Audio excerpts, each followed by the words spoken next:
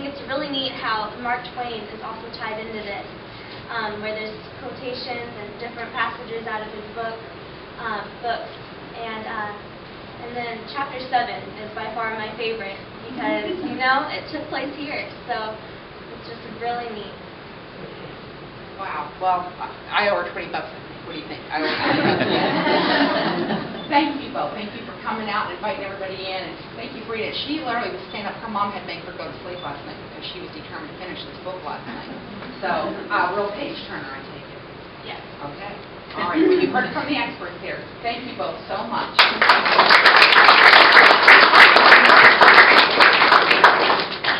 Just make yourselves at home. So when I heard this story about the canoe, of course you're going to hear an example story from Neal, but it began a friendship, and we just had so much respect for him and what he was doing. The fact that the media was focusing on positive American stories, things like that, and I'm sure he could have gathered a lot of negative stories on the river, but he found a lot of good positive stories himself. And as he was here in Hannibal and we were getting to know him, I said, geez, Neal, you need to write a book about this adventure. You know, all of us want to be out there doing this, but we have all kinds of reasons why we don't, or excuses. I would say maybe excuses, but he was doing it. So we were kind of living vicariously through Neal, watching him make this journey, and I said, you really need to write a book. And so we ended up talking further, and I said, Mark Twain had something to say about everything you're doing. Every story he was sharing and encountering, Mark Twain had something to say about this. I said, you know, here's where he said this, here's where he said that. So before you know it, that's why we're here today, a book with 15 of these stories that he shared, and Mark Twain chiming in here, there, and everywhere. I'm going to turn over to our friend and fellow collaborator, Jim Piper, who wrote the introduction of the book, and Jim will be introducing Neal.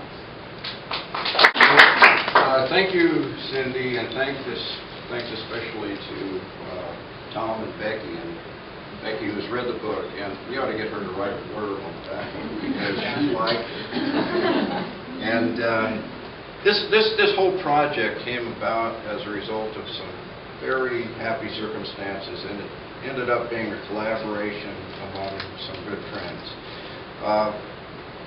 I first got involved with Neal through my son Ben, who's sitting there, who teaches English in Taiwan, and at the time Neal was teaching English in Taiwan. And in the spring of 2009, in my first full year of retirement, I was planning a bicycle trip across the United States. So I was talking to Ben about it, and he said, look, you ought to talk to my friend Neal, who's planning an even cooler trip. He's going down the Mississippi by canoe. So we both had started blogs at the time and started communicating through our blogs and through email. And I grew up in Alton, just downriver a little bit, and so I know a little. I'm not a riverman, but at least I know a little bit about the river. And in Alton, the obituaries frequently say death by drowning. And so I gently tried to talk him out of it, and he wouldn't listen.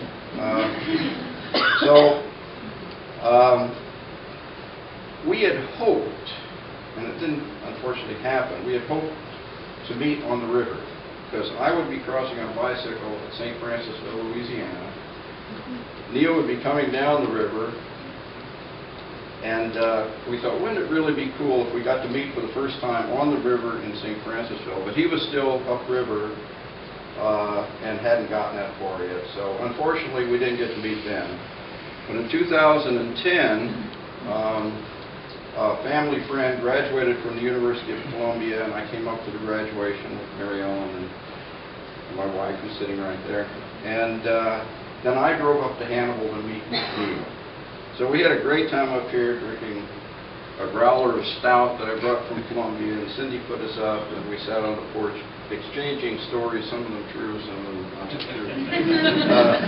But we had a great time. So eventually, I guess because I grew up in Alton and knew a little bit about the river, Cindy and Neal asked if I would write the introduction. And then it evolved that, well, would you take a look at the manuscript and see if it hangs together? So I ended up editing the book. And, one other odd connection among friends, Neal drew some inspiration and moral support from an organization in California, Malibu, called the the Creative Visions Foundation, which was founded by a woman named Kathy Eldon, whose son Dan Eldon was killed in 1993 in Somalia as a photographer for Reuters. I worked in Africa, in Kenya, and I knew Kathy, I knew Dan, and I knew another photographer who was killed at the same time. We were already back in the States then. So what are the circumstances that Kathy ended up writing the preface to the book, and her son providing the inspiration and so forth for this adventure? So I will let Neal take it from there, and it's a good book. I think you ought to. Tony,